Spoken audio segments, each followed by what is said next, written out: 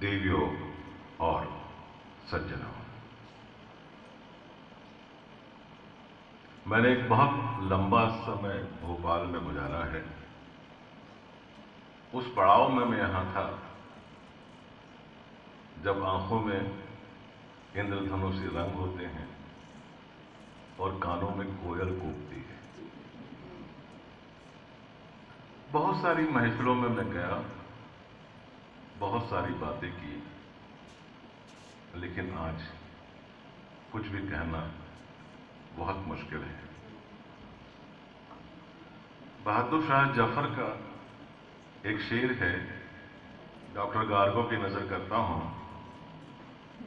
बात करनी मुझे मुश्किल कभी ऐसी तो न थी, जैसी अब है तेरी महफिल कभी ऐसी तो न थी। अध्यक्ष महोदय, धर्म और दर्शन एक गंभीर विषय है। बहुत कुछ बातें कही गई हैं। डॉक्टर गार्गो ने बताया कि अणु के विस्फोट के साथ एक बहुत भयंकर गर्जना हुई और फिर ओम के शब्द के साथ यह ब्रह्मांड बना। और यही बात हिग्स बोसन की थ्योरी कहती है, यही बात गॉड पार्टिकल की थ्योरी कहती है। डार्विन की थ्योरी के अनुसार 3 अरब वर्ष पहले हमारी जीवन यात्रा प्रारंभ हुई। प्रोटोजोआ से चलते चलते हम आदमी बने, और जब आदमी बने तो हम नंगे थे। हम जानवर का शिकार कर उसे कच्चा खा जाते थे। फिर अग्नि का आविष्कार हुआ, हम शिकार को भून कर खाने लगे। 10,000 वर्ष पूर्व हमने अनाज उगाना सीखा, और तब हम अपने गुप्तांगों को पत्तों से ढकने लगे। हया का एहसास हुआ। उस समय न कोई धर्म था, न कोई जाति थी, और न कोई संप्रदाय था। उस समय जब आदमी प्रोटो ह्यूमन से ह्यूमन बना, तो उसके दिमाग में एक बात आई कि पानी कौन बरसाता है, चांद तारों को कौन नियंत्रित करता है, और देवताओं को प्रसन्न करने के लिए कई कर्मकांड प्रारंभ हुए, बलि प्रथा प्रारंभ हुई, और उसके दिमाग में एक बात और आई कि मौत के बाद क्या होता है।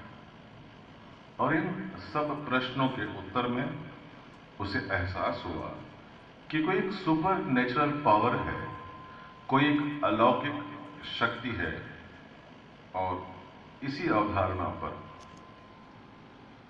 धर्म की अवधारणा बनी। 50,000 वर्ष पूर्व धर्म का जन्म हुआ।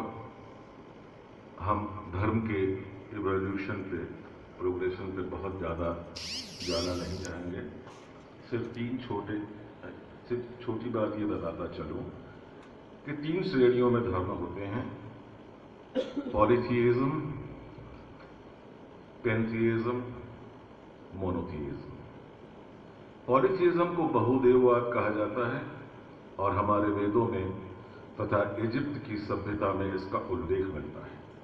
पेंथियज्म को सर्वेश्वरवाद कहते हैं, और मोनोथियज्म एकेश्वरवाद है, जिसमें मुस्लिम, ईसाई और यहूदी धर्म आते हैं।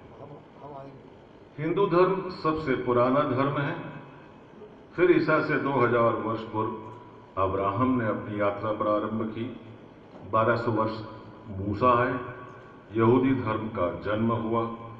फिर 600 वर्ष पूर्व गौतम बुद्ध आए, फिर ईसाई आए, और ईसा के बाद 600 वर्ष बाद इस्लाम की स्थापना हुई। मैं ये बताते चलूं कि अभी विश्व में लगभग 19 धर्म हैं और उसके 270 घटक हैं। अब प्रश्न ये उठता है कि धर्म क्या है जो धारण करने योग्य है, वो धर्म है। धर्म एक मर्यादित जीवन जीने की आचार संहिता, एक कोड ऑफ कंडक्ट है। सभी धर्मों का एक ही मूल मंत्र है, समभाव से रहना, घृणा से उत्पन्न हिंसा से दूर रहना धर्म है, दूसरों के दुखों का एहसास करना धर्म है। और महाभारत में इस बात का उल्लेख है। एक बार यक्ष ने युधिष्ठिर से पूछा, ईश्वर का स्वरूप क्या है? युधिष्ठिर ने कहा, वो सत्य चित्त आनंद है, वो कई रूपों में दिखता है। यक्ष ने फिर पूछा, धर्म से बड़ा क्या है? युधिष्ठिर ने कहा, दया सबसे बड़ा धर्म है। और देवी और सज्जनों यही बातें सभी धर्मों में लिखी हैं। हजरत मोहम्मद दया और शांति का पैगाम लेकर आए। प्रेम और करुणा के लिए यीशु मसीह ने बलिदान दिया और तथागत का दर्शन अहिंसा और दया ही था। Every religion that has come to this world has brought the message of love and brotherhood.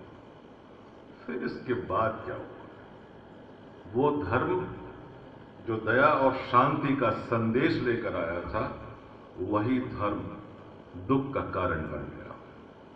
धर्म की गलत व्याख्या होने लगी, धर्म को तोड़ा और मरोड़ा गया।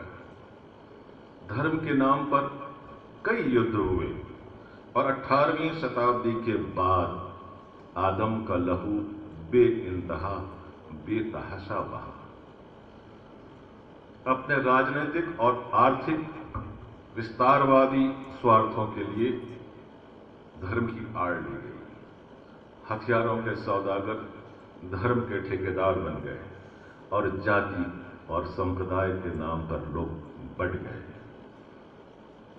अपनी जाति को श्रेष्ठ बताने के लिए मुसोलिनी और हिटलर ने नस्लवाद को उभारा।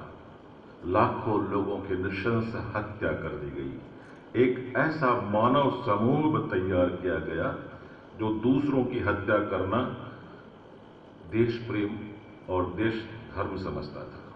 और फिर एक अजीब सा विचार उठा इसके विरोध में, and that is religion is the opium for the society.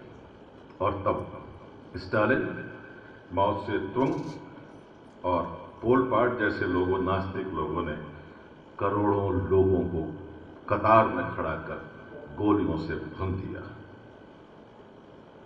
न वो समझे धर्म के लिए युद्ध हुए, धर्म के विरोध में युद्ध हुए, न वो समझे न ये समझे।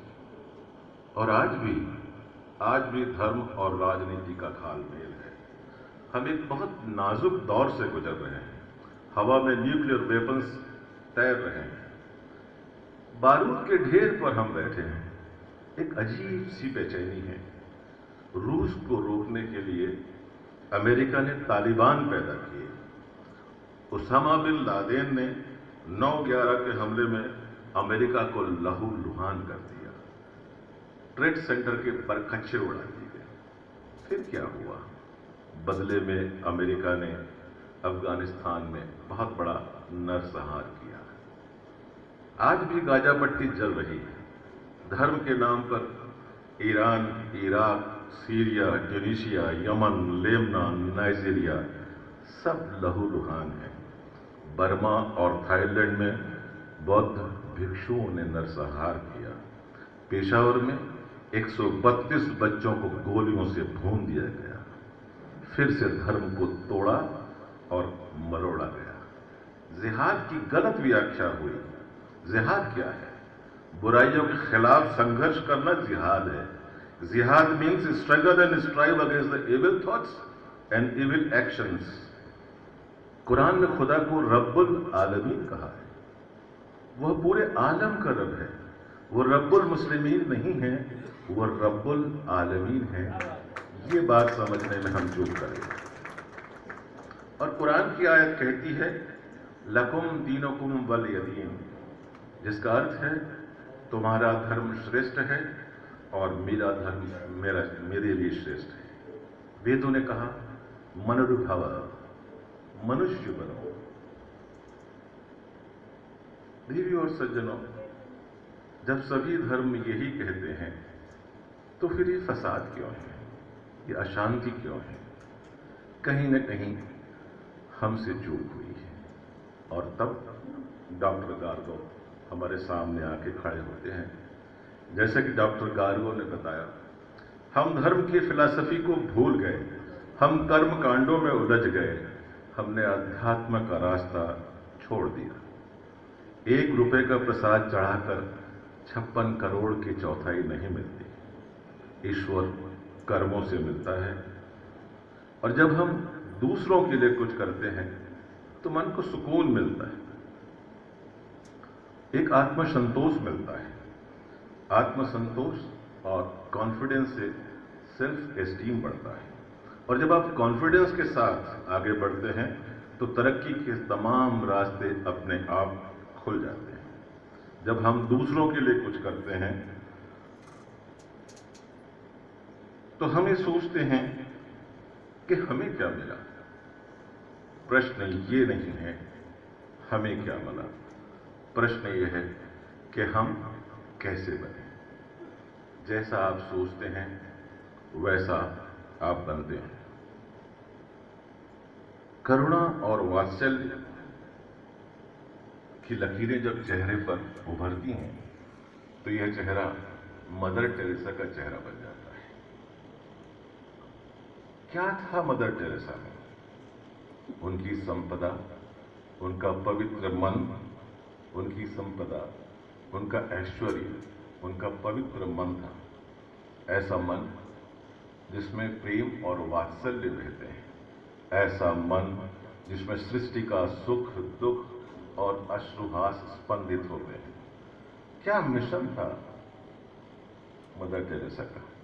मैं डॉक्टर गार्गो की बातों को ही दोहरा रहा हूं दूसरे शब्दों में। And the mission was care for the hungry, for the naked, care for the homeless, the crippled, the blind, the lepers, and all those people who feel unwanted, unloved, and uncared for throughout the society. देवी और सज्जनों, यही धर्म है, यही सत्य है और यही जीवन है। चुपचाप बैठकर तूफान के निकल जाने का इंतजार करना जीवन नहीं है। झंझावत के साथ झूम जाना जीवन है। बरसते पानी में सिर से पैर तक झूम जाना जीवन है। और यही सूफीज्म है जिसकी बात डॉक्टर पगारे ने अभी की। अरबी में सूफी का अर्थ है प्योरिटी, पाक, निर्मल, निश्चल मन। This is the highest level of spirituality. और यही बात हमारे वेदों में कही गई है। अंत में मैं सिर्फ ये कहना चाहता हूं कि आज संसार विक्षिप्त है, संवेदनाएं दम तोड़ रही है, मर्यादा भंग हो रही है। और मित्रों, समाज का संकट यह नहीं है कि दुष्ट या बुरे लोग सक्रिय हैं। समाज का संकट यह है कि अच्छे लोग निष्क्रिय हैं।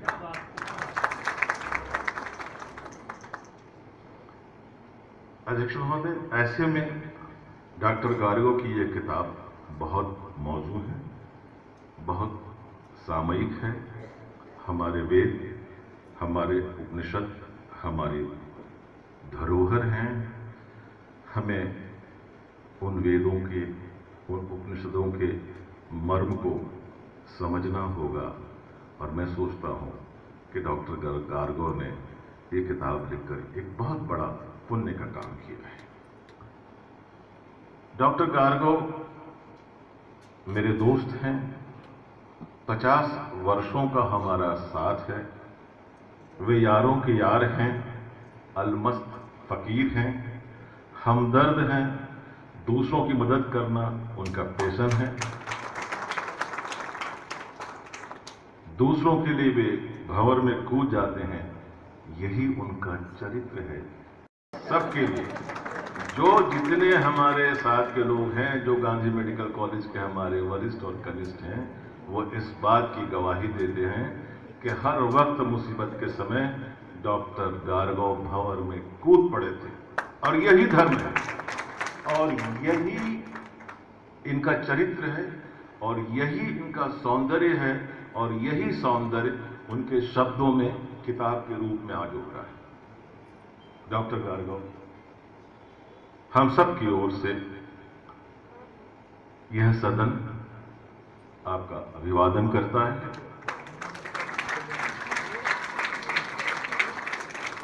हम आपका अभिनंदन करते हैं, हम आपको साधुवाद देते हैं। अध्यक्ष महोदय, जो कुछ मैंने कहा, they were just my random thoughts। अगर मैंने